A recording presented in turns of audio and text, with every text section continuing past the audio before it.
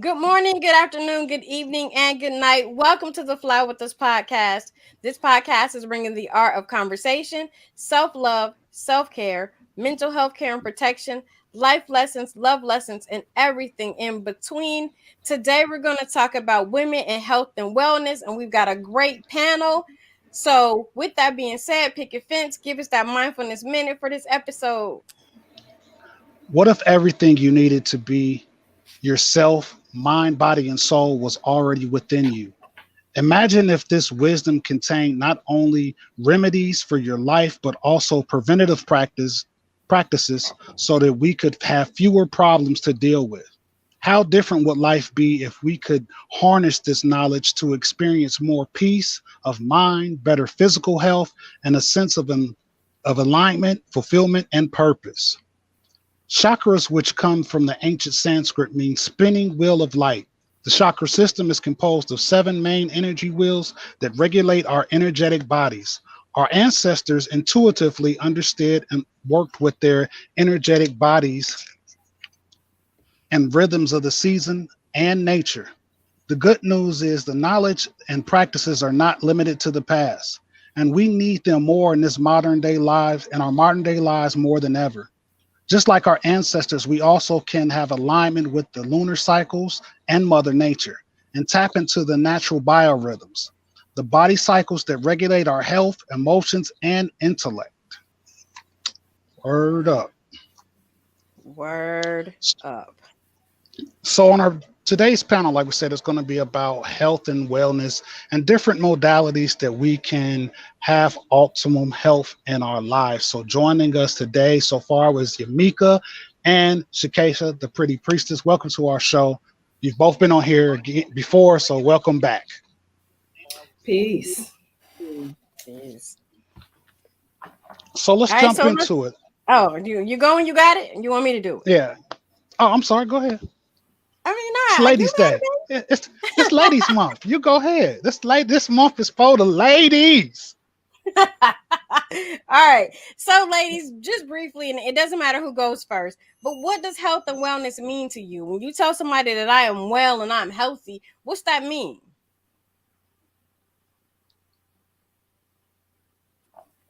I think your sound might have blocked out. Can you hear me? I can hear Yeah. you. What? Yeah. Oh, okay.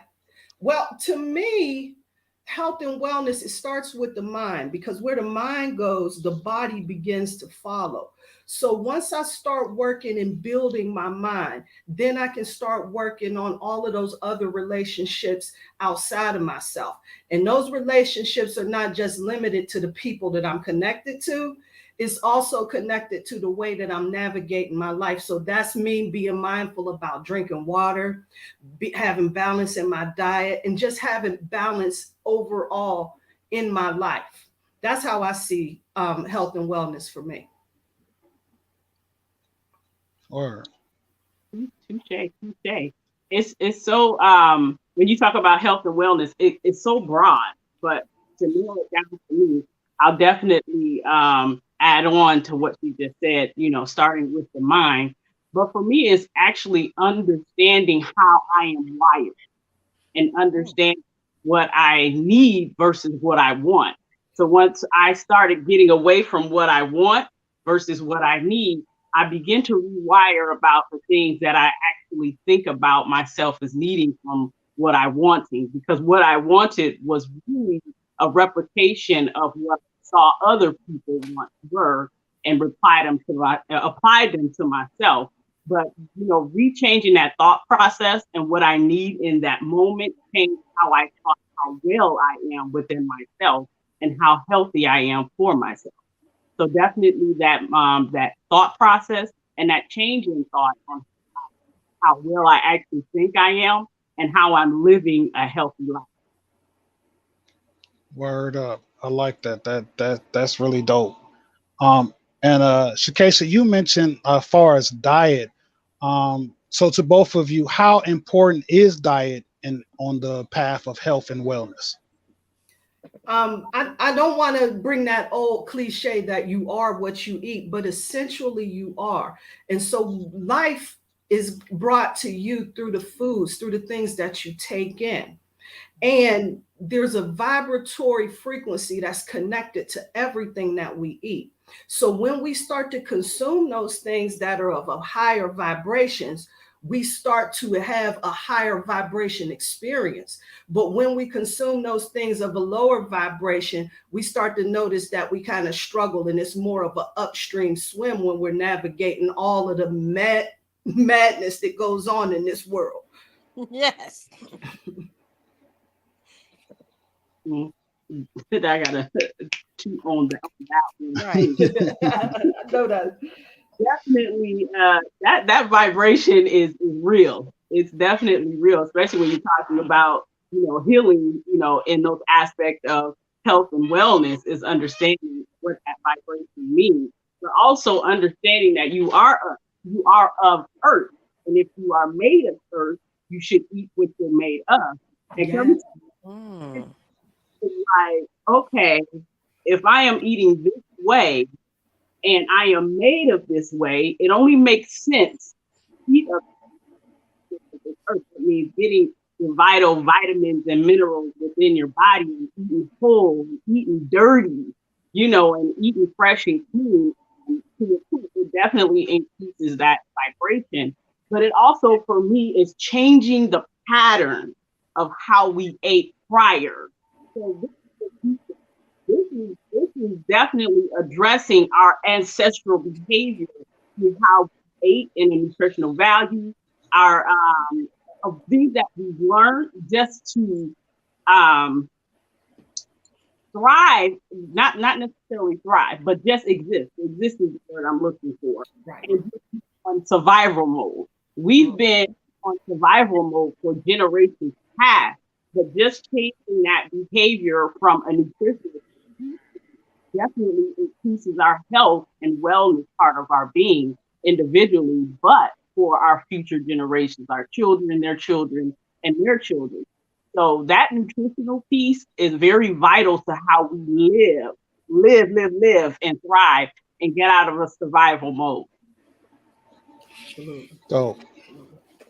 Yeah, I definitely can speak to both of those and say that I noticed the difference when I'm eating live food and food that is meant for me to live off of versus stopping at churches or stopping at McDonald's because it's a quick fix or I'm rushing. It tastes good, or at least I convince myself that it tastes good going down, because sometimes it's really not even good. I'm just eating it because it's convenient. But then I notice about an hour after I ate it, I feel lethargic and sleepy and lazy. And I'm like, I can't be lazy. I still have a whole day ahead of me. But I know it's because I chose, that quick fix instead of something that was better and healthier for my body.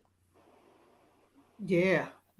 That's powerful. And I'm going to tell you something. I gotta get in here and say this. That food, I went to churches not too long ago when I was in Dayton, and it is absolutely delicious. However, with a lot of low vibration food, there's a deceptive energy that's connected to it. So it may be expressed in the taste of the food. It tastes absolutely magical. I remember I had a quarter pounder with cheese at McDonald's, and it was like the best burger I ever had. And then I was so sick and so miserable after I consumed that, because there's a deceptive energy that's attached to those things. They got scientists that's around it that their job is to make sure that it is tasting pleasing so that we'll be lured into it. And that's how that deceptive energy works, that we have to start using all of our senses so that we'll be able to discern better the things that we consume. Because that churches is no joke. Absolutely. I think you talking about churches, and when you came here not that long ago, I think also with that deception is nostalgia. Yeah, because we grew up down the street from churches, right? And like at that moment, it's tasting good because it's activating memory sensors, and you think about us growing up eating at churches. You might think about family gatherings where who's bringing the churches? Make sure you get 10 jalapeno peppers with that too, and so it triggers that mind. And that's why, like, after the quick memory jolt goes away, you feel like, what did I eat that for? That really didn't even taste that good. It was the temporary satisfaction. That's really what it is. We're on this quick fix. We got to have it now and right now. So our bodies and minds are wired to what's going to satisfy me in this moment. So it's the temporary satisfaction, like how you said, it's that deceptive energy. That is a real thing, and that's a real thing. So when we're actually on a high in life where I want something that's going to make me happy, I want something that's going to satisfy me. That's a temporary emotional need that you need to be fulfilled in. So we're looking at it in the terms of food, and also that gap. There's a gap there that has to be filled, whether it's from the vitamin and minerals, and it could be something from the hormones. So that has to be filled in that moment, instead of taking time to connect the mind and the body with what you need, not want. Because right now, what you want is a temporary satisfaction that you're going to get gratification from this food. And that is the deceptive part. Yeah. Wow. Absolutely. All right, so Yamika, you do all things yoga and fitness, and I love your mantra and the motto that you have, that you don't have to be a size 2 to do yoga. Like, that is not necessary. You are a real woman with a real body, working with real women with real bodies. And so before I asked the question, I had to put that out there because I so appreciate your videos and your workouts. I haven't been to a retreat just yet, but I'm trying to put that in my future plans. But I love that because I'm a real woman with a real body, and I'm not 16 anymore, and I should not look like it. Okay. So for somebody who hasn't been active in a long time, what's the easiest way that somebody can start a yoga or fitness journey? It starts with the mind and getting over whatever perception you have that have restrictions on how you feel when you start. There's no wrong way to start. There's no right way to start. The only way to start is to start. And, you just have to get in that mode where let me do something to move the body. And if it's more, in particular of, yoga, actually, there's people like me who change that perception. Because when you have true representation of what you look like, you are out there. It's just finding that true representation of what you look like, so you can feel comfortable in your own skin to, practice such thing as, yoga. And it doesn't have to be where you have to have your body all contorted, or anything like that. Yoga is actually a place of being, a place of thought, and it starts with thought in your breath. So when you're sitting up nice and tall and in your chair and you're practicing relaxing your shoulders down, and you're practicing breathing, which, oh my goodness, navigate a whole lot of things essentially throughout the body. You're actually practicing yoga. And from getting to that part to actually the movements and the poses of that, it's fairly, easy to adapt and perform to in its practice. But I would definitely say find the representation when you look at someone or something, that it represents who you are and what you are, what you stand for, and ideally the things that you would, want to do or want to engage in. So I appreciate, you saying that we're real women, out here doing things, but having a representation of, who we are and how to do it is very important. Word. Absolutely. Did you want to add on to that, Shakesha? No, I think she got that all the way there. Yeah. She definitely did. If something else comes to mind, I'll definitely chime in. Yeah. Word. Now we're going back to diet, different dietitians and trainers say this way is better, that way is better. In your opinion, both of you all, is it more important what you eat or how many calories you intake? Now, here's the thing. I'm no health expert, but in my humble opinion, I think it is more about the quality of what you take in. Because then I go back to what I was saying before about the vibratory frequency that's connected to a lot of the foods and the things that we consume. So if I'm just eating everything all day, they say like a bird does, because a bird like kind of picks little meals all day and everything. If I'm doing that with high quality food, even if I take on additional weight, the impact that is having to my body is at a higher frequency, as opposed to me just taking in any old type of junk and in very small quantities, right? But that's all that I'm taking in. The vibratory frequency is still going to be at the same, even though, because I'm not balancing that out with a better quality of food. I'm taking in those things that bring my vibe down. So in essence, for me and how I see it, because I am absolutely no health expert, how I see it is more about the quality of the food that you consume. Absolutely. That's what my experience is. Or Yamika, what would you say to them? I do agree it's the quality of food, and it also, you know, depends on how active your lifestyle is, where you can balance the type of food that you do eat. And it is important to understand, you know, even if it is quality food, you know, how much of those calories are you consuming, and how much of those calories you're going to burn, and how much those calories you're going to, you know, pour in into your body that adds to your overall weight. And understanding the type, you know, your body type, you know, and understanding where your energy lies most at the time of day. And I think, Jay, you mentioned, you know, biological rhythms. You know, we do have those. We definitely have those. And understanding where you're most active when you're consuming X amount of calories during the day does factor in, you know, your overall health and your overall wellness part of just living and thriving. So having a balance, you know, is key.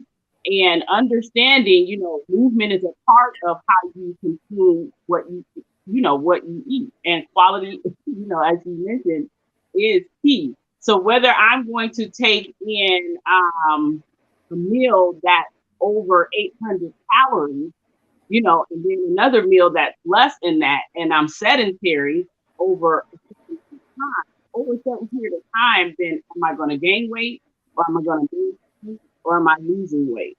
So combining, you know, your actual intake with how you're producing energy, meaning your active lifestyle, that nutrition part does play a good portion on that healthy lifestyle on a daily basis. Or I like that. I like that. I know I've read a book a few years ago. I think it's called The Science of Wellness, or The Science of Health, where they talk about, you know, we've all been taught from school that 3 meals a day, or breakfast is the most important meal.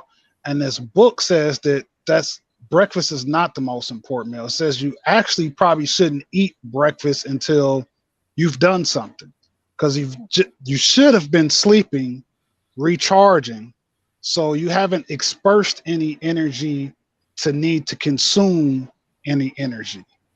So I tried that for a while, and it did work. I mean, you know, especially I have a physical job now, so I wouldn't eat to like my first break, and then I would try to eat like a salad, and it's like really helped over the last couple of months. It's because like I haven't spent no energy yet, so I work and then I get some good food, some green salad in me, and it gives me an energy boost until lunchtime. Well, I typically don't eat breakfast just because I don't have time. So that's you know, something I need to maybe explore and see how I feel, you know, when I do some work first and then eat, because I don't know what that's like, because I always do a bunch of work first before I eat. So in keeping with our health and our wellness, Shakesha, we know that you are the pretty priestess and your spiritual practice is the bomb. How does somebody start that? Like how do we start our spiritual balance as we're starting on this journey to health and wellness. We got to get that spirit together first, just like Yamika said, it's in the mind. So how do we get that mind together? With silence, with absolute silence. And so for that, what we do is we think that there's a system or somebody or something that we need to connect to. But all of that wisdom is from within. So if we really want to start on our spiritual practice, we start in silence so that spirit is awakened to allow us to see those things that either we may need healed in our lives, and it'll give us the wisdom and the clarity to be able to do that, to be able to navigate those situations. And then you start noticing that frustration tolerance begins to build. And when the frustration tolerance is built, your ability to solve problems effectively gains a lot more clarity. And when that happens, your whole life experience begins to change, because you're not out here navigating these streets thinking that you need to go to hell off on somebody out here. Because a lot of times when people are out here, not saying that we got to suffer fools in these streets neither, right? But when we're out here and we're dealing with folks, we got to remember that our relationships out here indicate the level of consciousness out here. And so how we're handling people, we got to be really careful, because these are stressful times. And a lot of those individuals that are not taking that time to get silent, they start operating in survival mode, and they do things that a survival would do.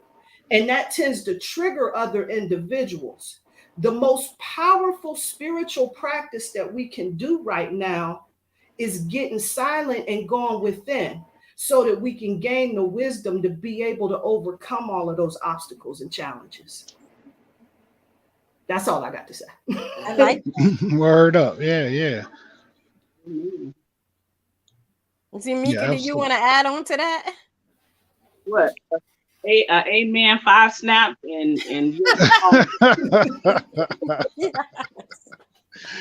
that's funny. What can you say? Wisdom is what it is, and that silent piece, it definitely takes you to a place of self-commitment and dedication on, what the cause is for, and the cause is to be better, but not just better for you, but better for other people, because we live in an individualistic world, but our ancestry is cultural. We're a cultural background.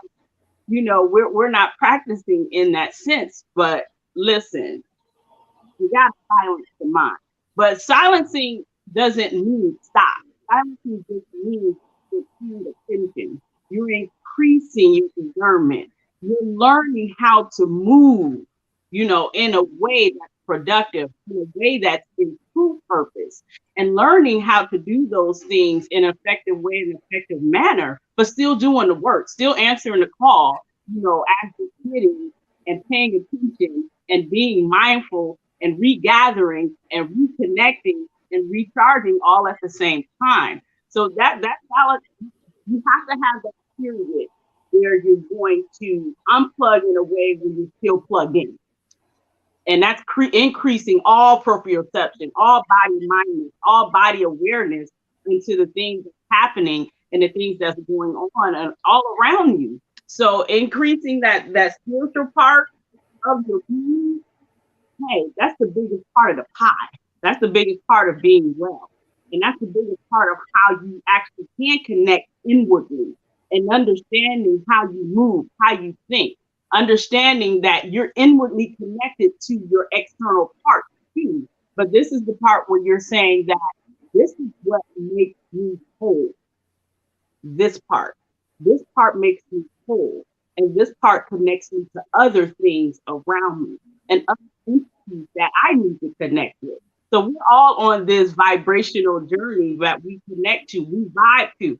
So it's always in the sense where when I'm in my mindful moment, I'm practicing silence, where I'm saying increase my faith, increase my spirituality, increase the things that I need to connect with.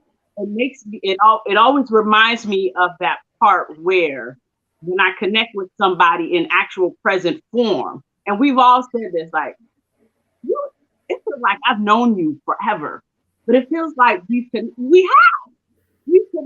in spirit form. We just haven't had the chance or maybe that opportunity to meet in present form. So when you don't connect that inner part from by being still and practicing that stillness, we are actually taking away those moments of opportunity such as this to meet in present form and to have that connectivity that we need to connect so we can actually increase, togetherness on a higher.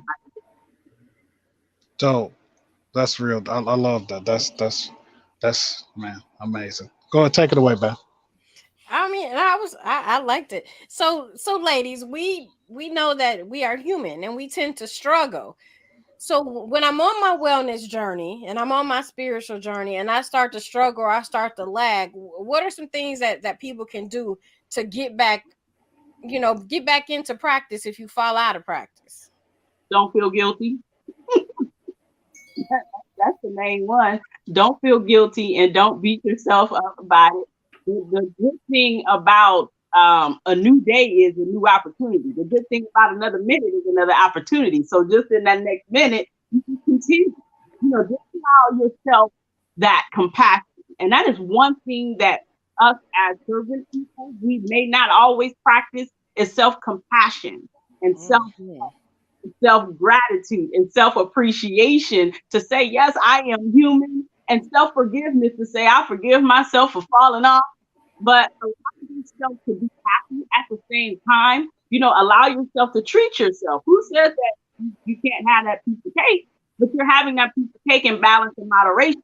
And you know what's most important in that next minute. So for me, I would say, challenge yourself just to say, I'm gonna do better. This was just a moment. And then it's not a permanent thing. So don't allow yourself to feel guilty when you fall off.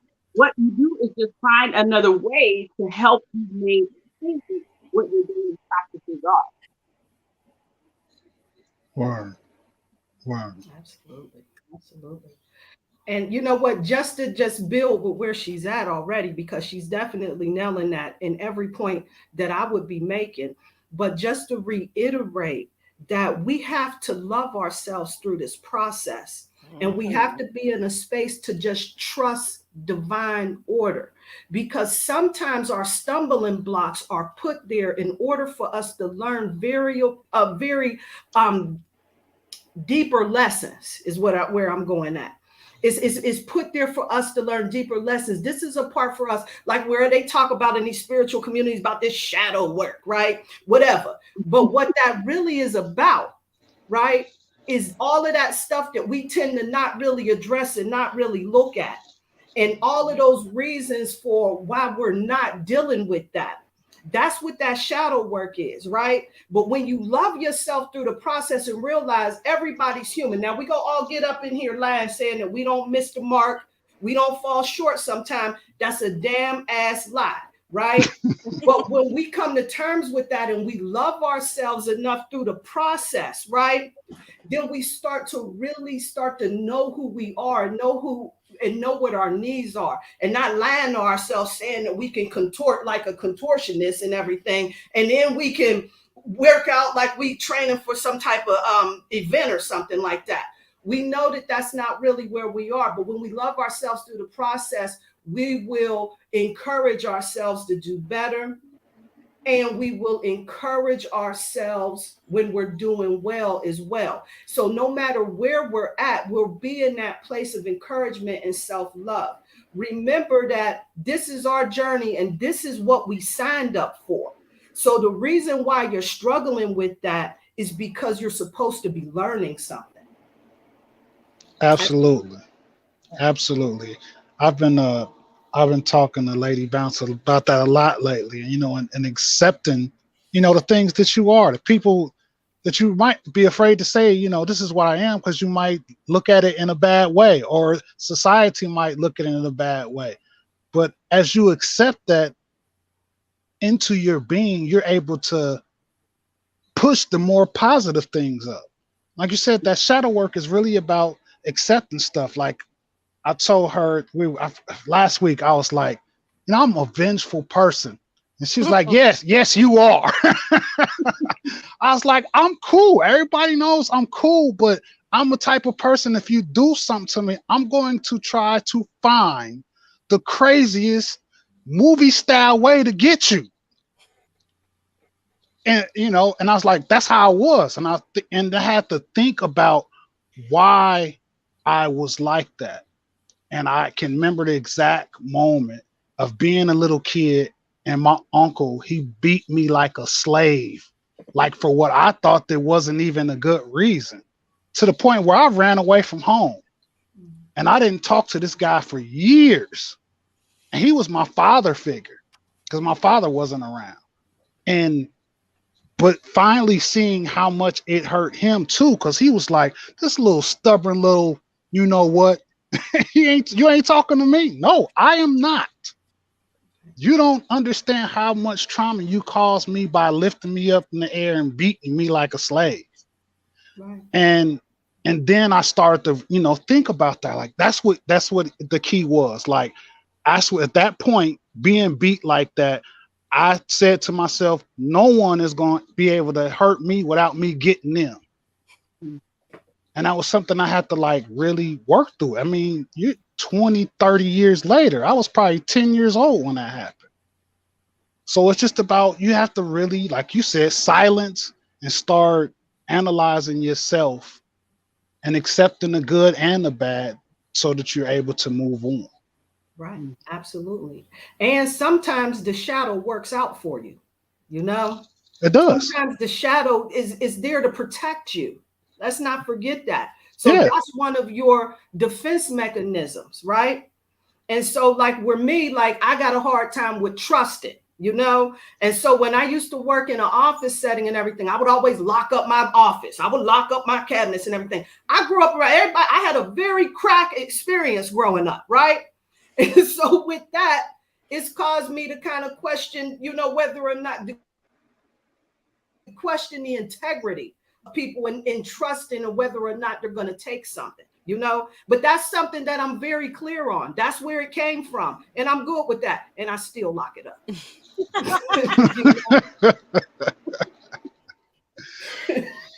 and like you said, that shadow does protect you, because I can still be a humble, good person, and I'll warn somebody. I'll give you a warning. Like, look, man, I don't play. I don't even know how to play spades, dominoes, or tunk. I don't play video games. So I'm gonna let you know. I see what you're doing. Right. I'm gonna give you a chance. So I mean, very good. Go ahead, babe. Move on. Let's move on. I was just cracking up because I'm like, the stories that I could tell over 20 years of you being a get back king of all get backs. Yes, Lord. Okay. So what's one thing that we can do to help us stay accountable to achieving our health goals? So we talked about, if you fall off, just get back up. Don't beat yourself up about it. But how do we keep ourselves accountable to keep going? Tell your own truth and stop self-sabotaging.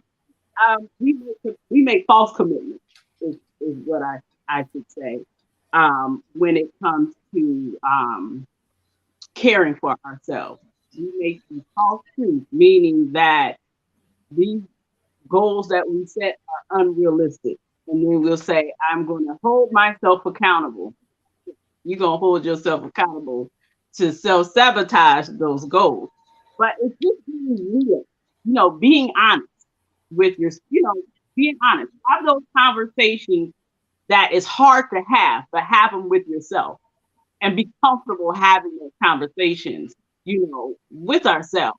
If you have a weight loss goal, be real on what it is that you're actually trying to achieve a good time frame. Give yourself a time frame, but change how you think. It's that process, that thought process, and what that process actually looks like. And understanding sometimes that process that we have set, it's not always going to go in how we intended to go, and be open and flexible on how you can change certain things within that process and hold yourself accountable to the goal. Whatever the actual ideal goal is, be hold yourself accountable to that goal, but make realistic goals along the way. Yeah, definitely realistic goals. I like that. Realistic goals. Yeah. Can you Yeah. repeat the question? I'm trying to make sure that I'm going to answer this accurately. How do we stay accountable to ourselves for achieving our health and wellness goals? Or in your case, in a spiritual practice, how do I hold myself accountable to do my spirit work every day? You know what? See, the thing is that it's a holistic experience, right? The spiritual practice is the physical practice, is the mental practice. They all work together. It's mind, body, and spirit. When you're doing spiritual work, you're doing them all together. And how I would say the best way to go about that is that I was just given some real powerful wisdom from a teacher of mine who told me that there is power in your routines, in your rituals, right? So when you get yourself a powerful routine that's going to work for you, like tailor make it, and you stick to that, and it becomes your ritual. Russell Simmons has a book where he talks about sticking to the rituals and never falling off course of the rituals, where he allows himself a holiday for about a week where he has that time to be free and do what he does, right?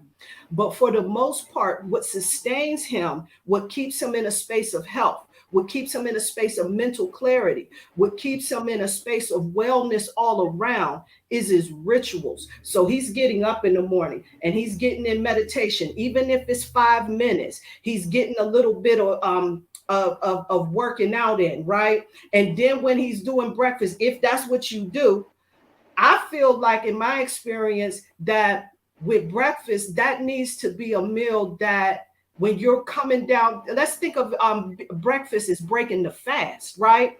And what are the type of foods that you take in when you break a fast? You definitely don't want to go down there and get yourself a sausage McMuffin, right?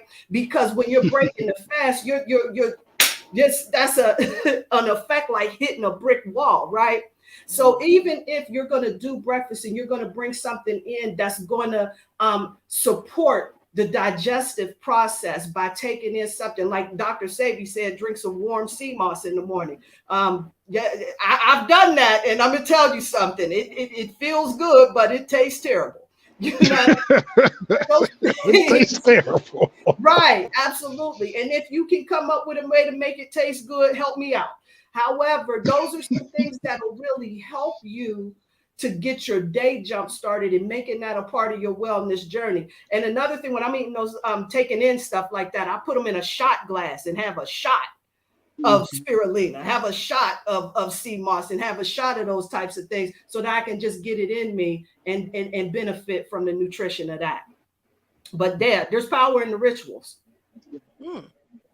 Yeah, I definitely would say you have to be, like you said, on your ritual and the routine of doing and carrying out your rituals. Routine is definitely key. I think that was, we talked about on the show before. I'm a student of metaphysics, and being on my routine is like stuff that started helping me opening up, doing the shadow work and really diving deep into myself. I mean, we're family here. And keep it all the way funky, as they say. My wife probably can't count how many times over the last few months that I just have to tell her how much I appreciate you.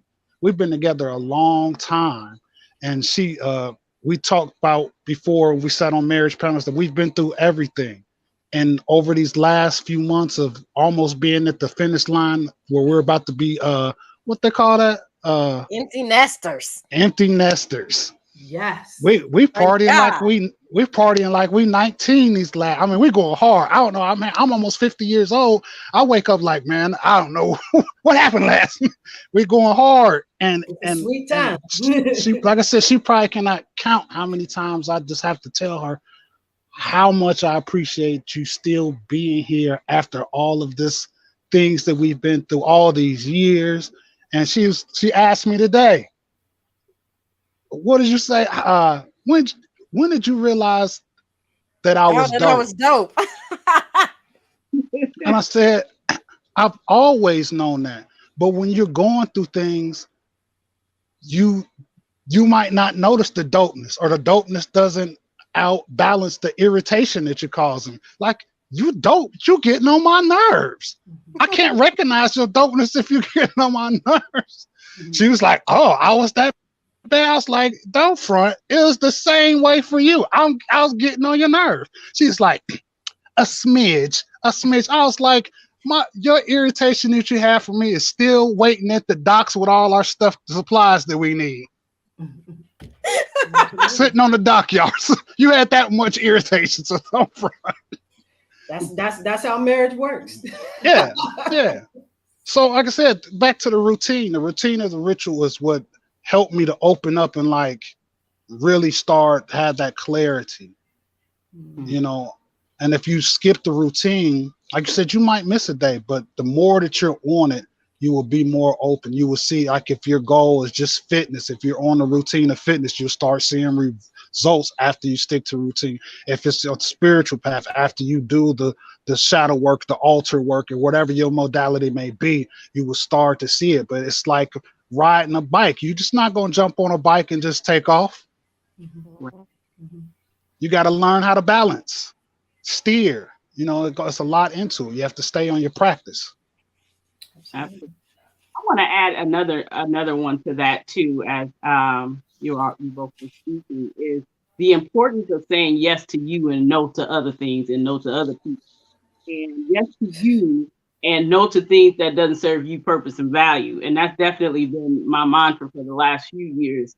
And even as you were speaking of, you know, you and Lady Bounce, I even make reference to, you know, me and my own personal life and my wellness and health, and also applying it to my unit and to, you know, my marriage too.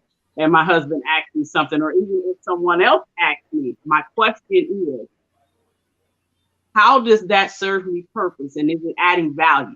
And I apply those two questions to everything, even making simple decisions as, what should I eat?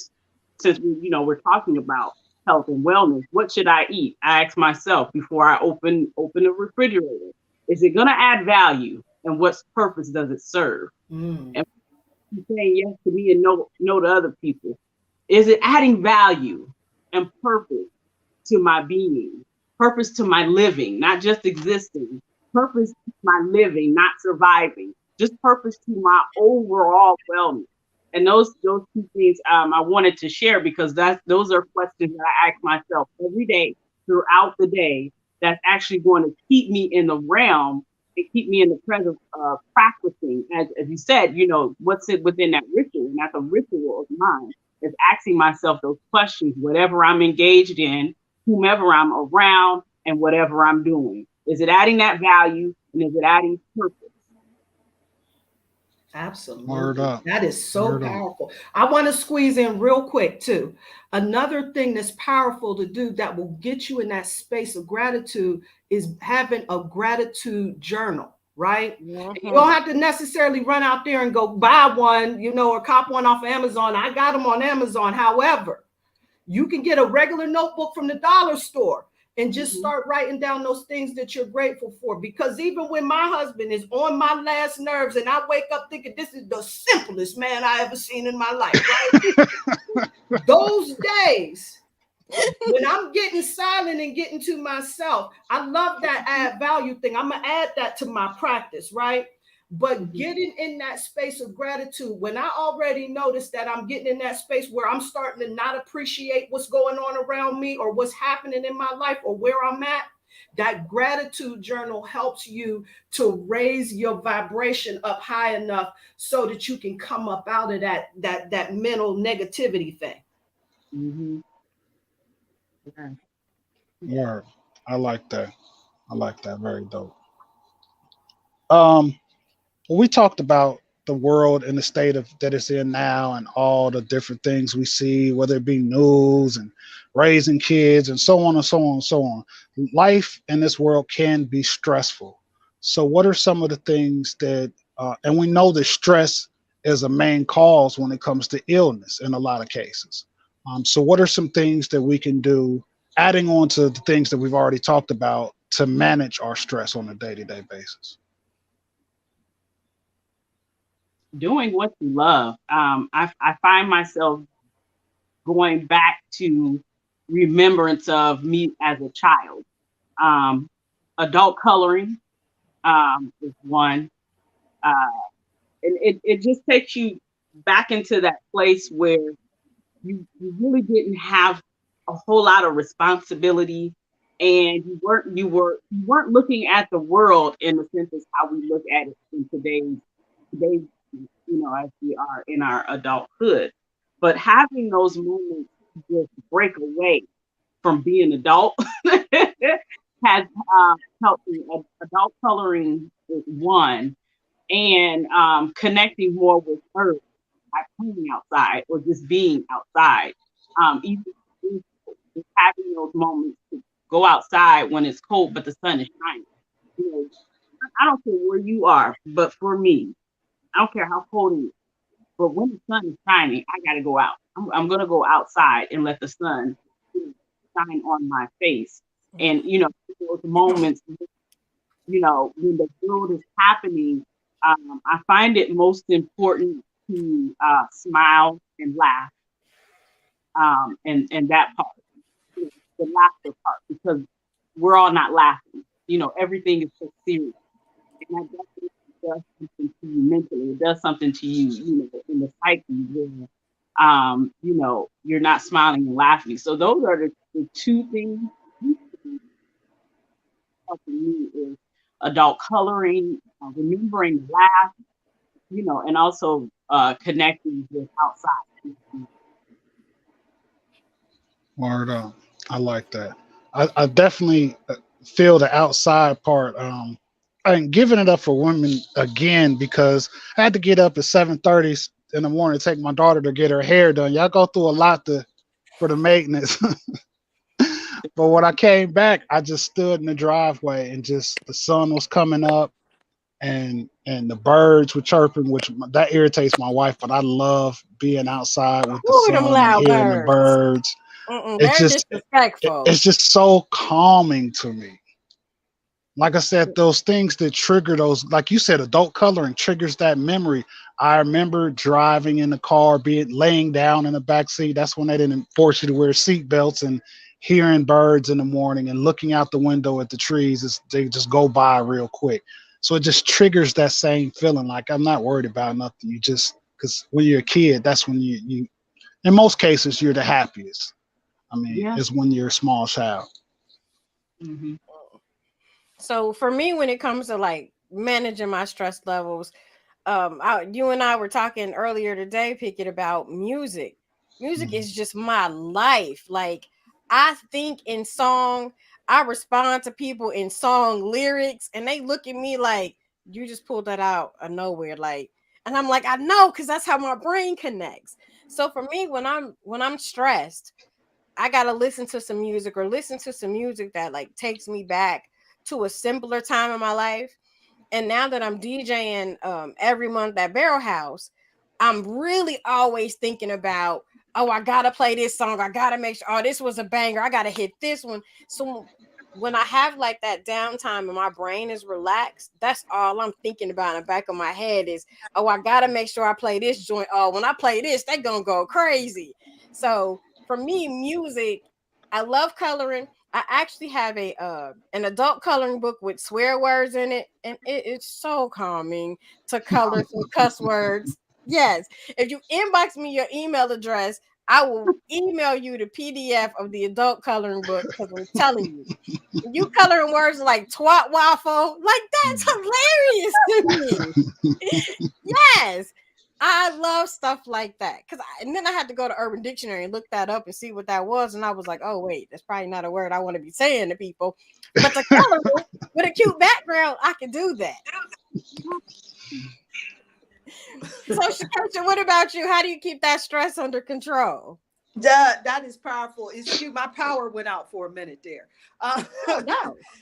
Yeah, winds going off up in here. But for me, I love what you were saying about being in nature. There's something about being in nature around trees right? That just gives me Mhm. that peace of mind, that grounded feeling and everything. Being near water, being in water. My biggest thing that I can do for stress, de-stressing, is getting in a nice bath, right? With some salts in it, got me some mellow music flowing and everything. And that's one of the things, regardless of what the weather looks like, I always got my go-to bath time for that. Right. Oh, he had to go get the door right quick. Man, I don't even want to talk about it. It's gonna raise my stress level. but our, those bathrooms and plumbings are some issues. So praise God that we were able to have the money to get it taken care of, but it wasn't nice. Okay. Yeah, yeah, So yeah. as the preacher say, amen, it wasn't nice. Right, right, so, so he's right, coming back, right. he's coming back today to finish. Thank praise. So anyway, so as we're wrapping this up, and I have to thank you both for coming. This has been just an incredible discussion. So, what do you do for self care? What's your favorite thing to do? Mm. My favorite thing to do is, of course, as you would see, I practice yoga all the time.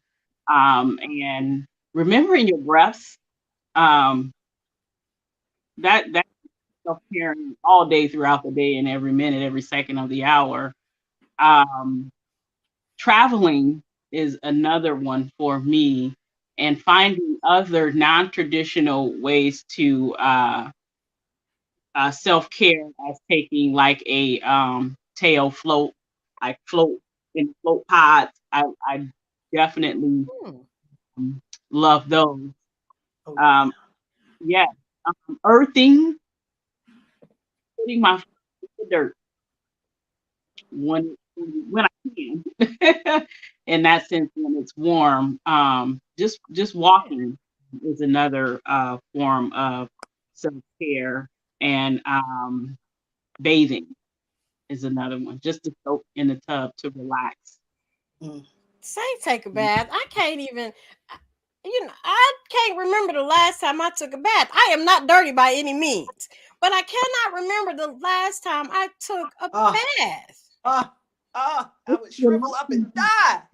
It's the relaxing part.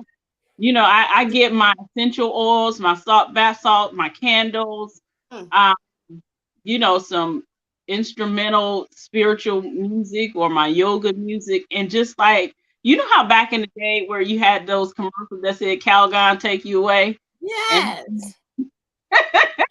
have my Calgon take you away, moment where I can literally, de-stress and relax, and, just so, it's just that it's so calming and soothing, Ah, absolutely. Yeah, I like it. I agree. And you know what? Here's the thing. You know what? You know how you were saying that the music, it comes to you. So I'm gonna quote the late great Bob Marley. Ashe to him. Ashe to him. And he told us that one thing about music, when it hits you, you feel no pain. Yes. Right? that is And true. then he also encouraged us to forget your troubles and dance. So you get you some high vibrational music like some Bob Marley, and you get your dance on, and I'm telling you, your cells awaken, your mood is lifting, and you set the stage for positivity moving forward. That's what Yeah, I'm doing for self-care on a regular basis. I love that. like that. Yeah. So for me, I do a couple things for self care. Of course, I love music, and music is everything. But I also treat myself to bad food. So I might, what, today I'm gonna go to McDonald's for breakfast. I'm going to churches for lunch. I'll go home and have a nice, sensible dinner. But today it's about me. I'm going to eat both of my Reese cups at the same time. It may even follow that up with, you know, a Rolo or some other kind of like sweet treat or something for myself. I don't do that often. I definitely do it in moderation.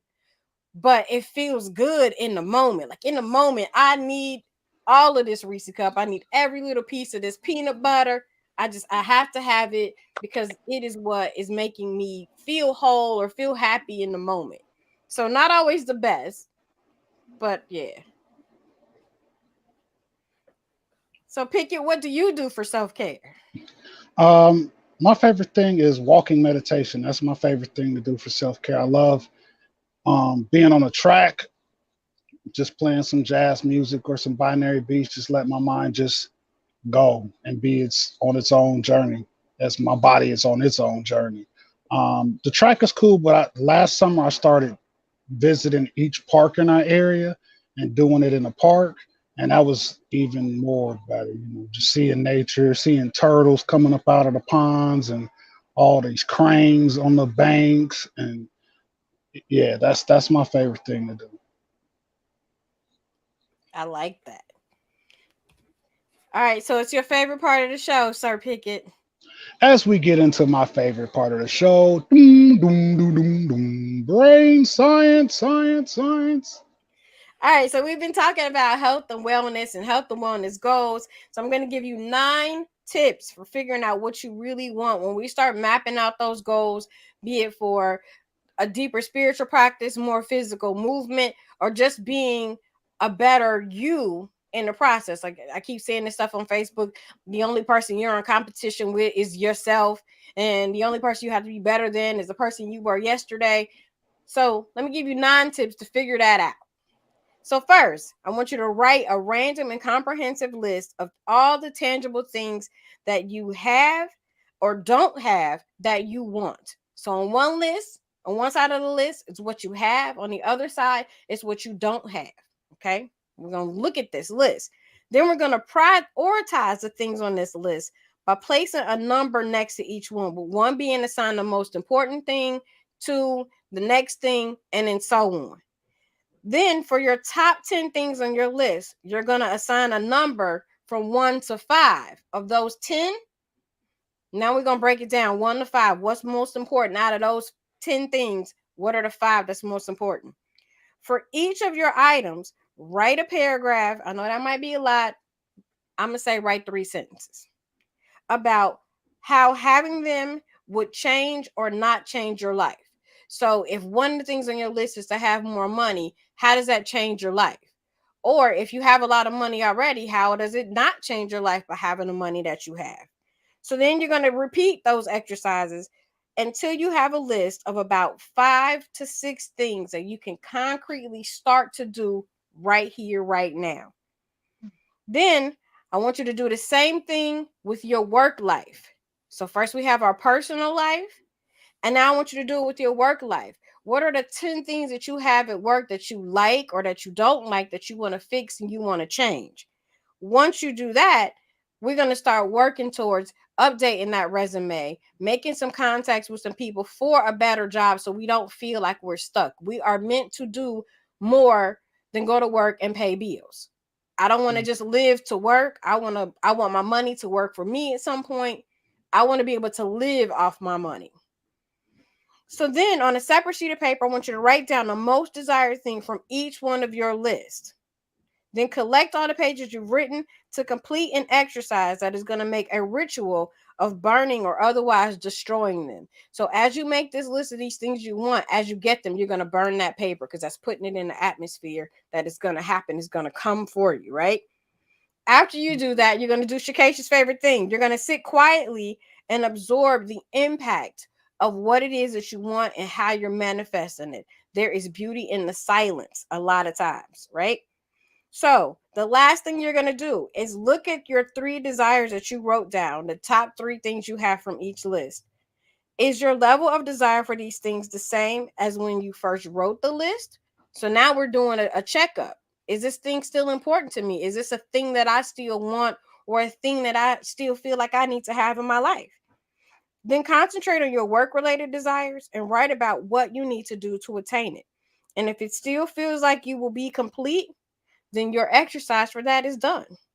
So take the time to do all of this, right? And it's going to teach you and show you what it is that you really want out of your life. And you may find that once you start writing down things in a tangible way, that you have what you wanted all along. You just have to process and look at it differently. It's about where you put your focus. Word up. I love that. That sounds real dope. Real dope. So we're coming to the end of the show. And before we wrap up, definitely have to let the people know how they can get in contact with you so they can keep building with you as we love to build with you. Like I said, you guys have both been on the show before and you're going to be coming back. So like Yamika said, work on this togetherness and not individualist attitudes that we have. So how can people get in contact with you? They can reach me on Facebook, Instagram. I just linked to Twitter, not Twitter. I just linked to TikTok, and I'm still trying to figure that out. But on all I need a tutorial actually. But on all platforms, wireless coaching to reach me there. I like it. Shakesha, how can the people get up with you? I think she froze up there. Yeah. I know for sure on Facebook, Pretty Priestess. She has a page. You can get up with her. She also has a Facebook group, Divine Exchange. So make sure y'all hit that up. We want to thank everybody that tuned in to the live today. We'll be coming back next week for the next couple of weeks. We're going to be celebrating women for Women's History Month. And if you're in the Dayton area or if you're coming to the Dayton area, please check out Lady Bounce. She will be the DJ for International Women's Party at the Barrel House on March 18th. Yeah. I'm excited. Word up. You can find us wherever you find your favorite podcasts, and we're on all those social medias too. And we're still trying to figure out TikTok. For real, but that's our show for today. It's your boy Picket Fence. I'm your girl, Lady Bounce. We out of here. Peace. Peace.